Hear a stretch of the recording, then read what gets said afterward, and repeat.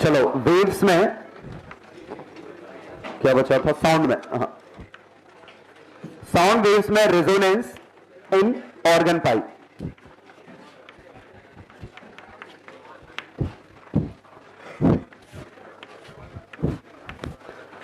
बहुत ही straight forward है क्योंकि हम सब कुछ पढ़ चुके हैं। एक दो नई चीजें आएंगी। ये हमारा क्लोज्ड ऑर्गन पाइप है, ये हमारा ओपन ऑर्गन पाइप है। शांत हो जाओ। पहले तो ये समझो, इसे क्लोज्ड ऑर्गन पाइप कहते हैं। और ये ऑर्गन पाइप कुछ और नहीं, एक खाली जैसे पेन के ढक्कन में हम फूंकते हैं आवाज आती है, वही है कि एक बार दोनों तरफ से खुला हुआ है, एक बार एक तरफ बंद है, एक तरफ खुला हुआ है। ठीक है? तो जैसे रॉड वाले केस में होता था, इसको हम हिट करते थे और इसको हिट करते थे, दोनों ऑक्सीलेट करती थी। वैसे ही यहां हिट करने की जगह हम फूंकते हैं, या फूंकते हैं या ट्यूनिंग फॉर्क लगा दो। ट्यूनिंग फॉर्क वाइब्रेट कर रहा है, यहां रख दो तो एयर वाइब्रेट करेगी, एयर इधर जाएगी, टकरा के वापस आएगी, स्टैंडिंग वेव बन सकती है। ऐसे यहां रखेंगे, स्टैंडिंग वेव बन सकती है। पक्का समझ गए? और यहां ट्यूनिंग फॉर्क ऐसे रखते हैं। आ गया समझ में? तो ट्यूनिंग फॉर्क इससे टच कर देते हैं तो इसके वाइब्रेशन ट्रांसफर हो जाते हैं। यहां टच का मतलब नहीं है बगल में रख दो, काम हो जाएगी। मतलब ये ट्यूनिंग फॉर्क हमने हिट किया पैड पे, ट्यूनिंग फॉर्क वाइब्रेट करने लग गया, कान के पास लाओगे आवाज सुनाई देगी। इसके पास रखोगे, ये वाइब्रेट करना चालू करेगा। ट्यूनिंग फॉर्क हटा दो। ट्यूनिंग फॉर्क हटाने के बावजूद भी अगर इसमें से आवाज आ रही है तो वो केस स्टैंडिंग वेव का है। यह आया समझ में? अगर इसकी फ्रीक्वेंसी इसके साथ स्टैंडिंग वेव नहीं बना पा रही है तो आप जो ही इसको हटाओगे इसमें से आवाज आना बंद हो जाएगी। जब तक ये कांटेक्ट में रहेगा तब तक तो आवाज आएगी, जो ही आप ही हटा दोगे आवाज खत्म हो जाएगी, मतलब तुरंत डैम्प हो गया। लेकिन कुछ फ्रीक्वेंसी ऐसी हैं जिन पे ये हम हटा भी दें तो भी कुछ देर के लिए आवाज आती है। वही स्टैंडिंग वेव है, वही रिजोनेंस है, वही अनडैम्प्ड ऑक्सीलेशन है, वही सब कुछ है। क्लियर? अब यहां बस हमें चीज समझना है कि आखिरकार स्टैंडिंग वेव बनेगी तो नोड और एंटी नोड कहां आएंगे। तो देखिए, रिजिड एंड या फिक्स्ड एंड जो भी है, ये क्या है? डिस्प्लेसमेंट का नोड। और अगर डिस्प्लेसमेंट का नोड है तो प्रेशर का एंटी नोड है। और अब जरा देखिएगा, open end, open to atmosphere end. अगर कोई चीज ओपन टू एटमॉस्फेयर है तो गारंटीड वो प्रेशर का नोड है, क्योंकि उस पॉइंट पे प्रेशर बदल ही नहीं सकता, प्रेशर तो पी नॉट रहेगा। ये दरअसल हम डेल्टा पी की बात करें, पी नॉट से ऊपर और पी नॉट से नीचे। लेकिन एटमॉस्फेयर वाला जो ओपन एंड है उस पर तो प्रेशर सिर्फ पी नॉट ही है, तो उस पर आप प्रेशर नहीं बदल सकते। ट्यूब के अंदर प्रेशर आप बदल पा रहे हैं क्योंकि ट्यूब की वॉल्स फोर्स लगा रही होंगी, तो ट्यूब के अंदर आप प्रेशर बदल पा रहे हैं। ट्यूब के बाहर प्रेशर में चेंज उतना नहीं है जितना यहां है। ठीक है? इसीलिए जैसे आप हवा में फूंकोगे तो आवाज नहीं आती, फूंकने पे नहीं आती आवाज, किसी ट्यूब में से बाहर जाएगी तब आवाज आएगी। जैसे हमारी वोकल कॉर्ड में से आवाज बाहर निकलेगी। फूंकते हैं तो हम वोकल कॉर्ड का यूज नहीं करते, बोलते हैं तो वोकल कॉर्ड का यूज करते हैं। वोकल कॉर्ड कुछ और नहीं, पाइप है। ठीक है? मतलब आवाज लाने के लिए किसी पाइप में से साउंड को मूव करना पड़ेगा सो दैट स्टैंडिंग वेव बन पाए वहां। तो जैसे बांसुरी में आवाज तभी आएगी जब उसमें से एक पाइप में से साउंड जाएगा। बैलून में आपने देखा होगा कि बैलून को किसी छोटे से होल में से, जैसे बैलून ऐसा है और बैलून में ये पतली सी ट्यूब है और हाथ सा बंद है, हाथ हटा दो तो फिर आवाज आती है, पतली सी ट्यूब होगी। लेकिन आप ऐसे ही खोल दोगे तो आवाज नहीं आएगी। आवाज तब आएगी जब किसी पतले से एयर ऐसे बाहर निकलेगी। समझ गए? एनीवे, ट्यूब की जरूरत है आवाज लाने के लिए। बस आवाज आएगी मतलब कान यहां ले जाओगे तो यहां आएगी आवाज। अरे साउंड पूरे में है, सस्टेन्ड है, और आप सुनोगे तो आप सुन लोगे। अगर कान इधर ले गए तो बहुत ही तेज है तो दूर में भी आवाज आ सकती है, लेकिन ट्यूनिंग फॉर्क इतना तेज तो होता नहीं। इवन ट्यूनिंग फॉर्क सुनने के लिए कान के पास लाना पड़ता है। ट्यूनिंग फॉर्क हम इसलिए यूज कर रहे हैं क्योंकि ये सिंगल फ्रीक्वेंसी का सोर्स है। अगर हम मल्टीपल फ्रीक्वेंसी यूज करोगे तो उन फ्रीक्वेंसी में कुछ ना कुछ फ्रीक्वेंसी उसका मल्टीपल हो जाएंगी, और जो उसका मल्टीपल हो जाएंगी उसकी आवाज तेज हो जाएगी। प्रैक्टिकली जैसे मान लीजिए किसी बड़े से मटके के अंदर मुंह डाल के बोलो, आवाज बदल जाती है, बदलती है। मतलब क्या है कि मटके की अपनी रेजोनेंस फ्रीक्वेंसीज है। हम जब बोलते हैं तो हजारों फ्रीक्वेंसी का समेशन होता है, उनमें से कुछ फ्रीक्वेंसी उसके लिए स्टैंडिंग वेव बना रही होंगी, उनकी आवाज तेज हो गई, बाकी की आवाज तेज नहीं हुई। आया समझ में? इसीलिए जो आउटपुट साउंड है वो बदल गया। अब आ गया समझ में? कि वैसे ही इसमें, अब इसमें अगर मैंने इसकी जगह कोई साउंड प्ले किया होता तो वो कई फ्रीक्वेंसी से मिलकर बनता, तो कोई ना कोई तो रेजोनेंस बना ही लेती, तो आवाज कभी ना कभी आपको आती इसमें से वापस आते हुए। इसीलिए हम ट्यूनिंग फॉर्क यूज कर रहे हैं टू मेक श्योर कि सिंगल फ्रीक्वेंसी है। मतलब दो ही केस बने, या तो रेजोनेंस होगा या नहीं होगा, या आवाज आएगी या नहीं आएगी। पक्का समझ गए? बस बहुत है इसमें। हाँ, अब हमें यह समझना है कि अगर इसने रेजोनेंस करा है और उसने रेजोनेंस करा है, तो इसका जो पहला रेजोनेंस हो सकता है, या बेहतर है उसका नाम सही ले हम फंडामेंटल मोड, तो इसका फंडामेंटल मोड तो यही बन सकता है। अब बताओ, ये मैंने प्रेशर वेव बनाई है डिस्प्लेसमेंट, क्योंकि प्रेशर का नोड है, प्रेशर का एंटी नोड है, तो अगला जो बनेगा और अगला जो बनेगा, तो ये फंडामेंटल, इसे फिर से फर्स्ट ओवरटोन नाम देंगे, ये सेकंड ओवरटोन, तो nth ओवरटोन वो बनेगा nth overtone n lambda by 2 plus lambda by 4 equal to n, और उसकी फ्रीक्वेंसी भी आएगी कितनी nth ओवरटोन की, 2n प्लस 1 f नॉट, और f नॉट की वैल्यू है, इसके लिए f नॉट की वैल्यू हमें मिल गई कितनी, 1/4l b बाय रो। ये समझ में आया क्या है? Under root T by mu की जगह under root B by rho, या जो भी स्पीड दे रखी होगी। ये 1/4l समझ में आया, क्योंकि लैम्डा बाय 4 की वैल्यू l है, तो लैम्डा की वैल्यू 4l है, ये कुछ और नहीं सी बाय लैम्डा लिखा है।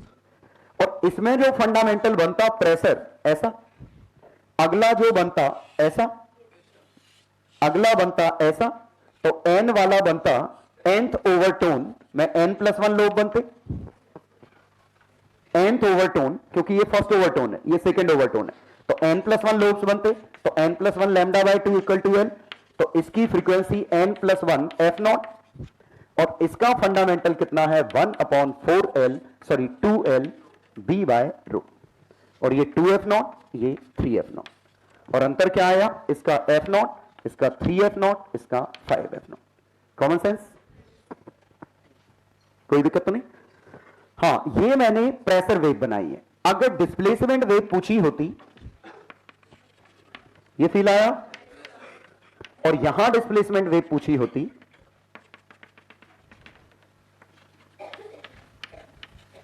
डिस्प्लेसमेंट वेव, अदरवाइज ये सभी प्रेशर वेव है।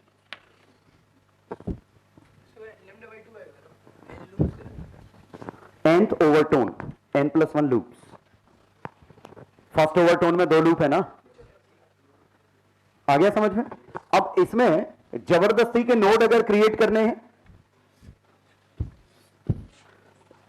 जैसे ये होता, ये लेंथ L1, ये लेंथ L2, तो ये प्रेशर का नोड है, प्रेशर का नोड है, प्रेशर का एंटी नोड है। आया समझ में? तो जहां आपको जबरदस्ती नोड क्रिएट करने हैं, पहले हम वायर को फिक्स कर दे रहे थे वहां पे, अब आप फिक्स मत करिए, उसको खोल दीजिए, जैसे बांसुरी में होल होते हैं, तो नोड्स का काम करते हैं। प्रेशर का नोड बन गया, इसका मतलब अब जो यहां बनेगा, उम्मीद है समझ पा रहे होगे ये क्या है, और यहां पे ऐसा आया, तो ये m lambda by 2 plus lambda by 4 है, और ये n लैम्डा बाय 2 है, पिछली क्लास में जो किया था, n lambda by 2 l by 2, और ये इसके बराबर रेशो ले लेना, m और n के सॉल्यूशन मिल जाएंगे। ठीक है, वैसे जनरली यही 2 स्टैंडर्ड आते हैं। तो इसमें हाँ, 2 चीजें, पहला जो फिक्स्ड एंड था, एक्चुअली कहा जाए तो याद सिर्फ एक ही चीज रखनी है, और ये ओपन टू एटमॉस्फेयर एंड,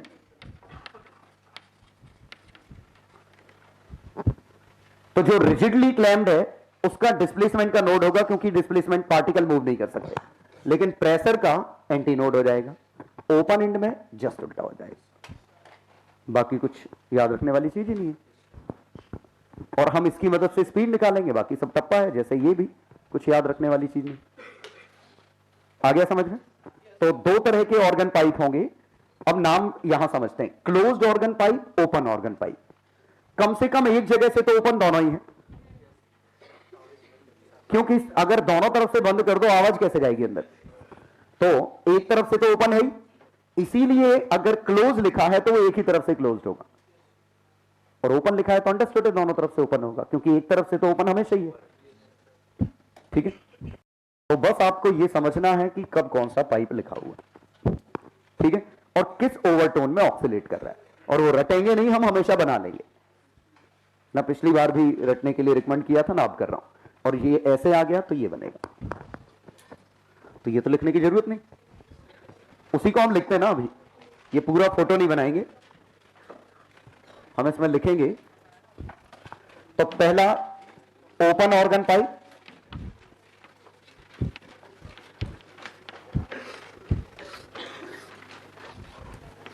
ये इसका फंडामेंटल मोड है, और ये इसका nth ओवरटोन। ये fundamental F0 1/2L B by rho, F की वैल्यू n+1 F0, ये nth overtone.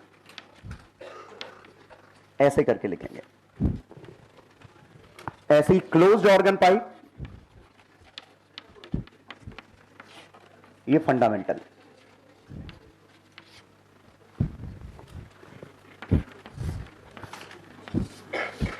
Fundamental F0 1/4L B by rho से कंफ्यूज मत हो जाना। ये B बाय रो कुछ और नहीं, स्पीड को रिप्रेजेंट कर रहा है। गिवन होगी या गामा RT बाय M से निकालनी पड़ेगी या कुछ और है, जो भी है।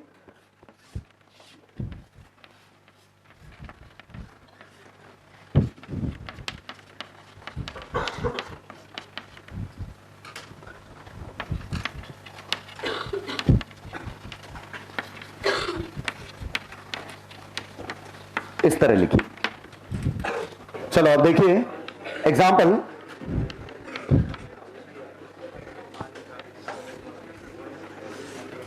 एक मिनट, लैंग्वेज ही लिखता हूं। अ क्लोज्ड ऑर्गन पाइप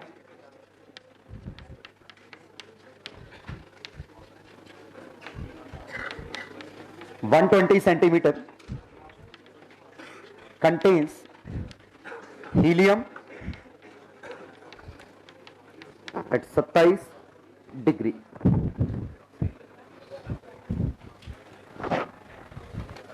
ठीक है, and is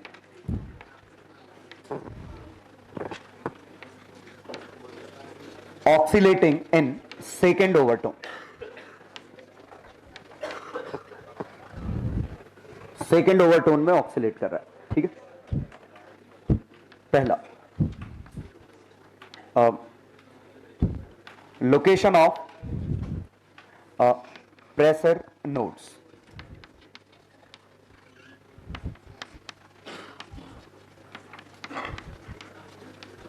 displacement nodes,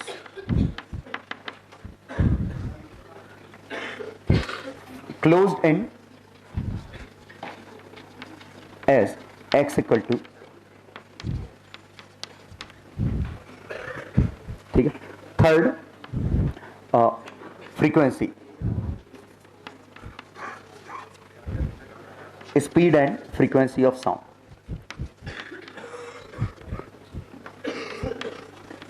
next resonance frequency,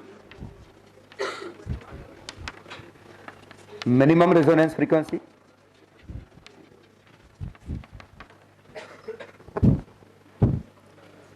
इस तरह का क्वेश्चन होता। चलो, a close organ pipe of length 120 centimetre. अब देखिए, जो भी लेंथ होती ये फंडामेंटल मोड होता, फर्स्ट ओवरटोन ये होता, सेकेंड ओवरटोन ये है, और हमारा ये वाला फिगर है।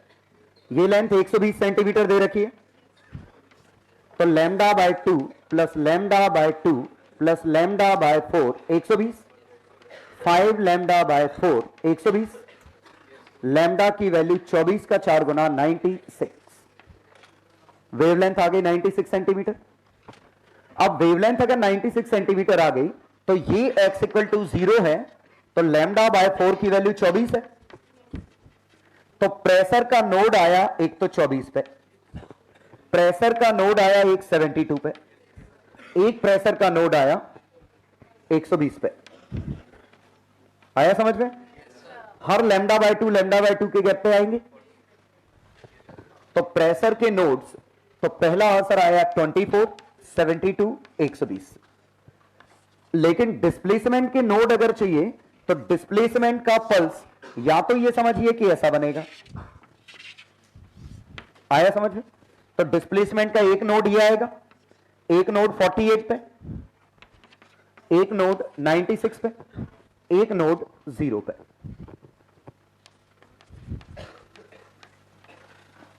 ये आया समझ में कि नहीं?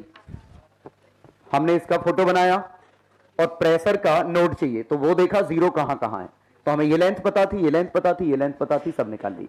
डिस्प्लेसमेंट में या तो आप प्रेशर के एंटी नोड गिन लो या डिस्प्लेसमेंट का अलग से फोटो बना लो। चलो, दो स्ट्रेट फॉरवर्ड चीजें। अब पूछा है स्पीड ऑफ साउंड, तो स्पीड ऑफ साउंड के लिए फॉर्मूला लगाना पड़ेगा, कुछ नहीं दिया तो यही लगाएंगे, gamma RT by M। Gamma monoatomic, तो 1 + 2 by 3, 1 + 2 by R 25 by 3 8.31, temperature 300 लिखा है 300 के, अपॉन मोलर मास 4 × 10⁻³ ग्राम में। अब देखते हैं कुछ अच्छा सा बन रहा है कि नहीं। तो ये 2500 बना ऊपर, 2500 4 × 10⁻³ × 5/3, सही है। अब इसमें से 2500 से 50 कॉमन लिया, यहां से 10 कॉमन लिया तो 500 बाहर आया, अंडर रूट के अंदर 5/3 × 10/4। ये समझ में आया? ये 50/12 लिखा है, 50/12 लगभग 4 लिख लूं इसको, 50/12 लगभग 4 लिख लूं तो 2 लिख लूं, तो स्पीड अप्रोक्सीमेट कर दी मैंने 1000 मीटर पर सेकेंड। कोई दिक्कत तो नहीं? तो स्पीड आ गई हमारी 1000 metre per second, gamma RT by M लगाया, और अब हमें फ्रीक्वेंसी चाहिए, तो वेवलेंथ ऑलरेडी हम निकाल चुके हैं 96 सेंटीमीटर, और लैम्डा F = C, तो F = C by lambda 1000/96 centimetre, 0.96, तो 1040 हर्ट्ज। समझ गए क्या किया मैंने? 100 - 4 था, ऊपर ले गया 104 कर दिया और मल्टीप्लाई कर दी, बाइनोमियल लगा दी, तो फ्रीक्वेंसी आई लगभग 1040 हर्ट्ज। ठीक है, कैलकुलेशन सही। चलो, next resonance frequency. Next resonance frequency तो पहले हमें समझना पड़ेगा आखिरकार ये फंडामेंटल कितना है। तो अगर फंडामेंटल F0 होता, F0 का फोटो ऐसा बनता, लेकिन अभी जो फोटो बना है वो ऐसा वाला है। ये दरअसल कितना है? ये 5F0 की वैल्यू मिली है, तो फंडामेंटल हमारी F0/5 आएगी, लेकिन नेक्स्ट रेजोनेंस फ्रीक्वेंसी 7/5 1040, क्योंकि अल्टरनेट वाली मिलेंगी। सक्सेस तो नहीं है? अब जरा सोचिए, एज इट इज क्वेश्चन हम कर चुके हैं, बस डेटा स्लाइटली डिफरेंट था कि स्पीड देने के लिए मैंने स्ट्रेन दे रखा था, यंग्स मॉडुलस दे रखा था कुछ, उससे हमने √T/v निकाला, बाकी क्वेश्चन लगभग यही था। ठीक है, बस नई चीज यहां क्या आ गई? डिस्प्लेसमेंट और प्रेशर के नोड एंटी नोड की लोकेशन। तो उम्मीद है समझ में आ गया होगा पूरा क्वेश्चन। लेकिन प्रैक्टिकली एक छोटी सी दिक्कत ये होती है, 1 मिनट अच्छे से समझिएगा। प्रैक्टिकली प्रॉब्लम ये है कि जो हम मान लेते हैं कि ये प्रेशर का नोड बिल्कुल मुंह पे बन गया है, ये मुंह पे नहीं बनता, हल्का सा आगे होता है। नहीं दिया है तो निगलेक्ट कर लेंगे, मीटर ब्रिज की तरह, कि मीटर ब्रिज में इंड करेक्शन नहीं दिया तो हम निगलेक्ट मार देते हैं। लेकिन हमें पता है थोड़ा सा तार इधर फंस गया, थोड़ा सा इधर फंस गया, दोनों तरफ लेंथ हल्की सी ज्यादा थी, नहीं दिया तो निगलेक्ट कर देंगे। वैसे ही at a sudden pressure P naught नहीं हो जाता, हल्का सा आके जाके जब एटमॉस्फेयर के कांटेक्ट में आता है तब पी नॉट होता है। तो ये इंड करेक्शन प्रैक्टिकली कुछ आता है। तो दरअसल अगर इंड करेक्शन आया तो ये ऐसा बनेगा, और शायद आप ये समझ गए होंगे इसमें इंड करेक्शन दोनों तरफ आएगा। ये फील आ रहा है? क्योंकि इसमें इंड करेक्शन दोनों तरफ आएगा, क्योंकि दोनों तरफ एटमॉस्फेयर है। तो यहां एप्सिलॉन, यहां एप्सिलॉन, ये एल, तो यहां equation L plus epsilon lambda by 4, यहां L plus 2 epsilon lambda by 2। आ गया समझ में? निगलेक्ट करिए अगर ना दिया हो। एक्सपेरिमेंटली या मैं एम्पिरिकली लिखूं कि लगभग एप्सिलॉन की वैल्यू 0.6 आर, आर क्या है? इसकी रेडियस। ये एप्सिलॉन रेडियस पे डिपेंड करता है, रेडियस जितनी बड़ी होगी उतना दूर आएगा ये। तो लगभग ये प्रैक्टिकली निकालने पे 0.6 रेडियस आर के बराबर आता है। ठीक है, जनरली गिवन होता है इंड करेक्शन कितना है, तो या तो इंड करेक्शन गिवन होगा या इंड करेक्शन देने के लिए रेडियस दे दी गई होगी। मतलब ये मान लेंगे कि आपको ये यूज करना है, या कुछ ही नहीं दिया है मतलब निगलेक्ट कर दो। ठीक है, तो ये इंड करेक्शन है। ठीक है, तो इस तरीके से हमें ये इंड करेक्शन पता है। अब इसका यूज समझिए, तो आप resonance column method to find speed of sound, ये काफी हद तक सेनोमीटर का एनालॉजी है। सेनोमीटर में हमने क्या किया था कि यहां से हमने मास लटकाया, हम ये इनके बीच का गैप बढ़ाते जा रहे थे, बीच में एक वो कागज रख रहे थे, एक डिस्टेंस पे कागज उछल गया था, तो वही हमने कहा था यही लैम्डा बाय 2 है हमारा, क्योंकि ये एंटी नोड आ गया होगा। तो इस तरीके से हमने वेवलेंथ निकाल ली, फ्रीक्वेंसी हमें ऑलरेडी पता थी, तो इससे हम स्पीड निकाल लेंगे, या स्पीड अगर पता है तो फ्रीक्वेंसी निकाल लेंगे। वैसे ही resonance column method to find speed of sound, इसमें भी हम लगभग यही कर रहे हैं, लेकिन थोड़ा सा तरीका बदल जाएगा। समझते हैं। पहले हम इसका पूरा मुंह तक भर देंगे इसको पानी, और यहां से ये टैंक है, टैप है, जिसमें से हम पानी कम कर पाएंगे, और हम ट्यूनिंग फॉर्क ऊपर रखने वाले हैं जिसकी फ्रीक्वेंसी f0 है। अब देखिएगा, अभी तो इसके पास लेंथ ही नहीं है, धीमे धीमे हम क्या करेंगे, ये वाटर का टैप खाली करेंगे, टैप ओपन करेंगे, पानी खाली होगा।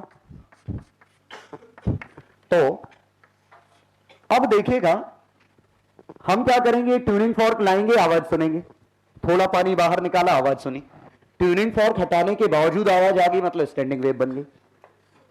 नहीं बनी, फिर खाली किया, तो कभी ना कभी ऐसा होगा कि वो आवाज आ जाएगी। तो कभी ना कभी ऐसा होगा, और पहली बार जब होगा तो शायद समझ गए होंगे वो ये केस है। आया समझ? और लेकिन अब दिक्कत ये है कि ये मैंने लिख लिया लेंथ L1, लेकिन समस्या ये है, जरा देखिए, फ्रीक्वेंसी f0 हमें पहले से पता है, ट्यूनिंग फॉर्क हम ही यूज कर रहे हैं। अब हमने ये लेंथ मेजर कर ली, एक्चुअली इस पे डिविजन्स होते हैं, ये नॉर्मली सेंटीमीटर स्केल होता है, नॉर्मल वाला स्केल। हमने ये लेंथ L1 मेजर कर ली, अब इससे दिख रहा है कि L1 ही लैम्डा बाय 4 है, तो लैम्डा मिल गया, वेवलेंथ मिल गई, फ्रीक्वेंसी पता है, तो स्पीड मिल गई। तो अगले ट्रायल की जरूरत नहीं थी, लेकिन समस्या अभी है एक, क्या? इंड करेक्शन, क्योंकि हमें ये थोड़ी ना पता, तो वेवलेंथ असली में सही नहीं मिली है, कुछ थोड़ा सा गड़बड़ है। तो हम क्या करते हैं, एक और एक्सपेरिमेंट करते हैं, इसी को थोड़ा और आगे ले जाते हैं कि हम और पानी खाली करते हैं जब तक कि ये एक बार और अगला रेजोनेंस नहीं बना लेता। तो अब ये लेंथ आई L2, और हमें पता है जो इंड करेक्शन उधर आएगा वही इंड करेक्शन इधर आएगा। अब ये इक्वेशन कितनी है, L1 plus epsilon lambda by 4, वो क्या है, L2 plus epsilon 3 lambda by 4। मजा आ गया? घटा दूं? तो L2 minus L1 is equal to lambda by 2, wavelength मिल गई, तो स्पीड मिल गई हमें लैम्डा f, तो 2L2 minus L1 into f not, ये स्पीड ऑफ साउंड है। और ये इंटरकरेक्शन, और उल्टा हम इसकी मदद से इंटरकरेक्शन निकाल पाएंगे। हम वापस जाएंगे, लैम्डा इसमें छापेंगे, इंटरकरेक्शन निकल आएगा। कुछ समझ में आया? पिछली बार ये रहता नहीं फैला था, हमने सीधे एक बार में ही ये निकाला, ये वेवलेंथ मिलकर काम हो गया।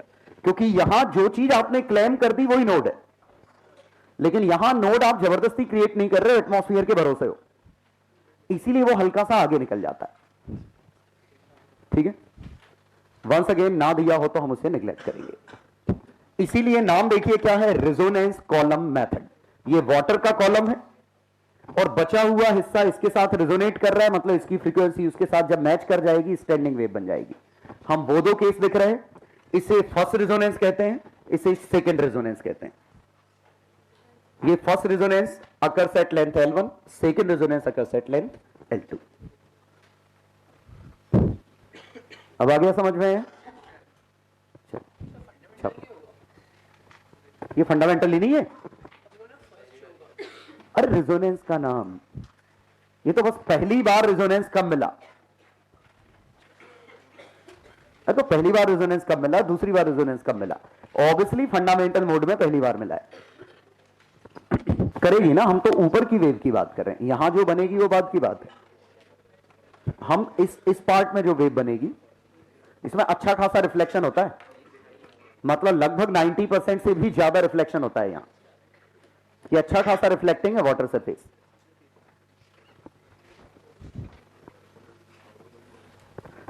हाँ, इसमें आप पानी की जगह एक पिस्टन यूज कर सकते हो और पिस्टन को पकड़ के नीचे ले आओ। समझ गए?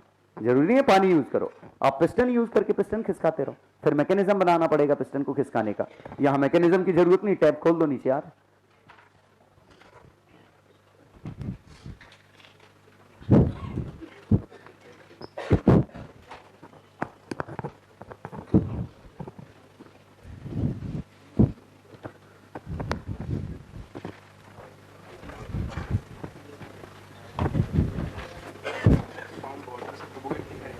करेगा ना, लेकिन वाटर अच्छा खासा रिफ्लेक्टर है, 90% से भी ज्यादा साउंड रिफ्लेक्ट कर देता है ऊपर की तरफ।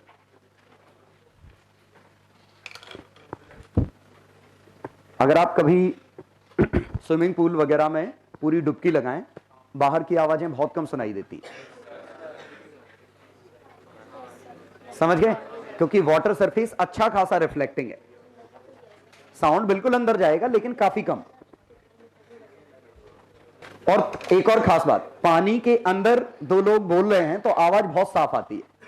अब पानी के अंदर बोलना तो मुश्किल है, लेकिन दो लोग पानी के अंदर डूबे हों और एक किसी पत्थर को पत्थर से हिट करो, कुछ भी साउंड करो, बहुत ही साफ आवाज जाएगी। शायद ही एक्सपीरियंस किया हो, मतलब ऐसा होता है कि नदी में डुबकी मार ली और नीचे जो पत्थर हैं उनमें आवाज अगर कर रहे हैं तो वो काफी दूर तक जाती है और बहुत अच्छी, बहुत ही साफ आवाज जाती है। ऐसे ही इसका ये भी ट्रू है, बाहर की आवाज अंदर भी नहीं आ पाती, शायद इसी वजह से ज्यादा साफ सुनाई देगा। एक तो मेन बाहर का इंटरफेरेंस नहीं है। क्वेश्चन करो।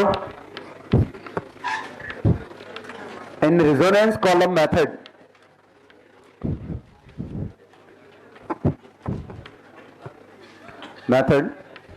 First resonance occurs at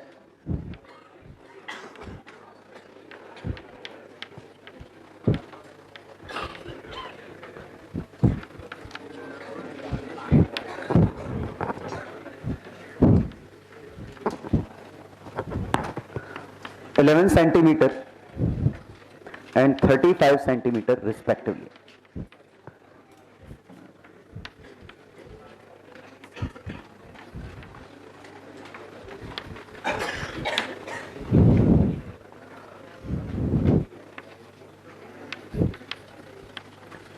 Tuning fork used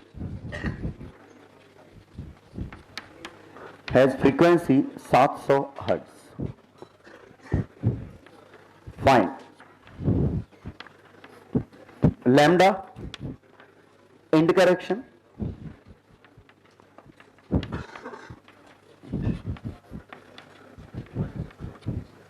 speed of sound,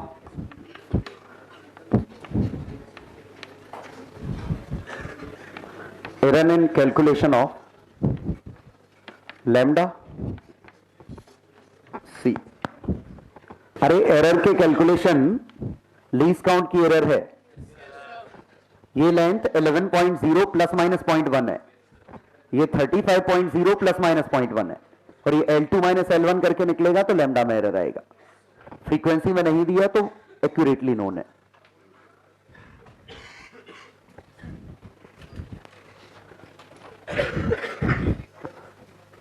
और फॉर्मूले मत यूज करिए किसी भी क्वेश्चन में, फिगर बनाइए कि फिगर कैसा बनेगा। चलो, तो यहां lambda by 2 equal to L2 minus L1, lambda 2L2 minus L1। मैं रिकमेंड नहीं करूंगा कि फॉर्मूला रटिए, पहला फोटो ये था और दूसरा फोटो ये था, फोटो ये सोचिए। तो 2L2 कितना है 35 माइनस 11। वैसे कहा जाए तो बेहतर है मैं ऐसे लिखूं सो दैट एरर यहीं के यहीं मिल जाए। 35 minus 11 24, 24 plus minus 0.2, 48 plus minus 0.4 centimetre. यह आया समझ में है? तो वेवलेंथ में एरर 0.4 की है, वेवलेंथ है 48 सेंटीमीटर। जब इंड करेक्शन निकालेंगे तो L1 11 plus end correction equal to 48/4, end correction आ गया 1 सेंटीमीटर आ गया। इंड करेक्शन में एरर मीनिंगलेस है कि अब इंड करेक्शन में भी एरर, एरर में भी एरर। तो यहां हमने लैम्डा एग्जैक्ट लिखा 48/4, इंड करेक्शन आ गया 1। तो वेवलेंथ वैसे 48 आई लेकिन इसमें भी एरर है। अब स्पीड लैम्डा एफ है, फ्रीक्वेंसी एग्जैक्टली नोन थी 700 और फ्रीक्वेंसी 48 प्लस माइनस 0.4 सेंटीमीटर, तो 10 पे माइनस 2, तो 7 इंटू 48 प्लस माइनस 0.4। क्या कोई दिक्कत है? 336 प्लस माइनस 22.8, ये आंसर। चलो अगला question, find the value of length of 2 pipes, एक क्लोज है एक ओपन है, both are in resonance with same tuning fork और oscillating in third overtone. Third overtone मतलब ये ऐसा है और ये ऐसा है, ये लेंथ L1 है, ये लेंथ L2 है, तो इसकी फ्रीक्वेंसी 7, 1/4L1 B बाय रो, इसकी फ्रीक्वेंसी 4, 1/2L2 B बाय रो। दोनों की फ्रीक्वेंसी बराबर है क्योंकि क्वेश्चन में लिखा है कि ट्यूनिंग फॉर्क के साथ, सेम ट्यूनिंग फॉर्क के साथ रेजोनेट कर रहा है। वंस अगेन मैं फॉर्मूला रिकमेंड नहीं कर रहा हूं, आप ये समझिए कि हमें इसकी फ्रीक्वेंसी f0 पता है तो इसकी 7f0, 7 टाइम्स उसकी। स्पीड ऑफ साउंड बराबर थी तो 7:8 आ गया।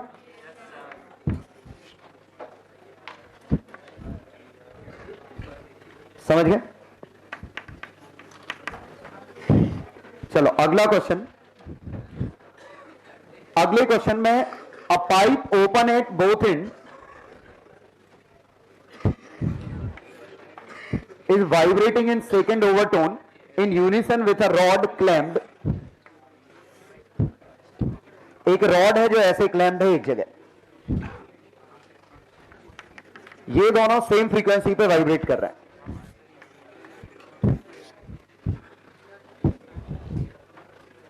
इन फंडामेंटल मोड, ये फंडामेंटल मोड में है और ये सेकंड ओवरटोन। सेकंड ओवरटोन मतलब 3 डिब्बे हैं और इन दोनों की फ्रीक्वेंसी आपस में बराबर है। अब इसकी फ्रीक्वेंसी आएगी, लेंथ कितनी दे, लेंथ दे रखी है शायद 60 सेंटीमीटर, इसकी लेंथ 25, तो हम इसके लिए वेवलेंथ निकालें तो लैम्डा की value 1 metre, frequency c by lambda और c शायद निकालना है तो c बाय 1।